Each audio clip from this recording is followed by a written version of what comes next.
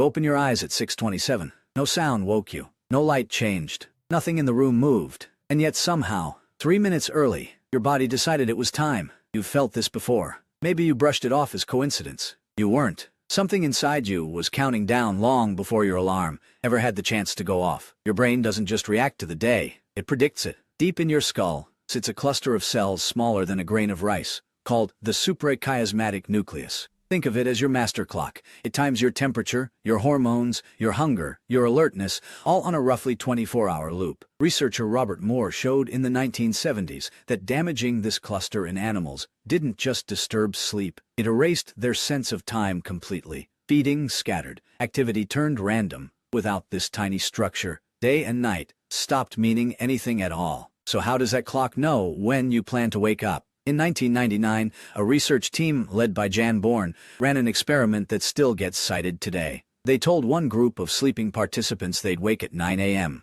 They told another group 6 a.m. Then they woke both groups at 6, without warning, either one. The group expecting 6 a.m. showed a sharp rise in cortisol in the hour before waking. Cortisol boosts alertness and energy. The group that believed they had 3 more hours barely showed any rise at all. Same room, same sleep, same actual wake time, completely different hormonal response. Their bodies weren't reacting to an alarm, they were reacting to an expectation. This gradual hormone climb has a name, the cortisol awakening response. Studied closely by Clemens Kirschbaum in the 1990s, your body builds it slowly, time to peak, right when you're expected to wake. Line that expectation up with your real wake time, and the surge feels smooth. Get startled awake early, and the jolt hits harder, because your body hadn't finished preparing. Waking seconds before your alarm isn't your body outsmarting the clock. It's your body finishing a countdown. It started building the moment you told it what time to expect. Why build something this precise? Go back before alarms existed at all. Waking too late meant losing daylight needed for food and safety. Waking too early wasted energy in the dark,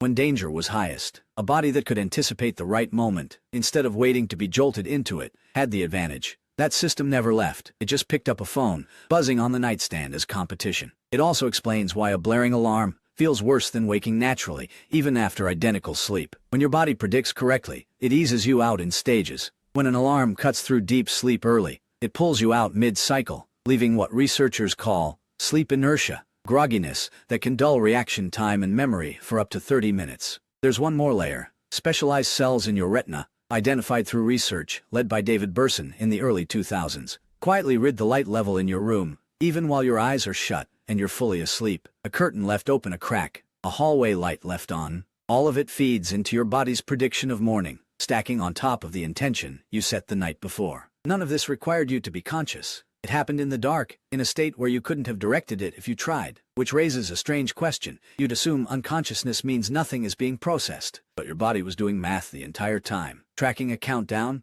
comparing your surroundings to an internal schedule, timing a hormone release to land exactly on your intention. This is also why irregular sleep schedules leave you feeling worse than simple tiredness explains. Your master clock never gets a stable pattern to lock onto. Every morning becomes the surprise wake-up call, except it happens daily. So tonight, when you set your alarm and put your phone down, know you're not just setting a backup plan. You're handing your body an instruction, and long before that alarm gets the chance to make a sound, your body will already be finishing the job on its own, arriving at the door of morning right on time, seconds ahead of the machine that was never really needed in the first place.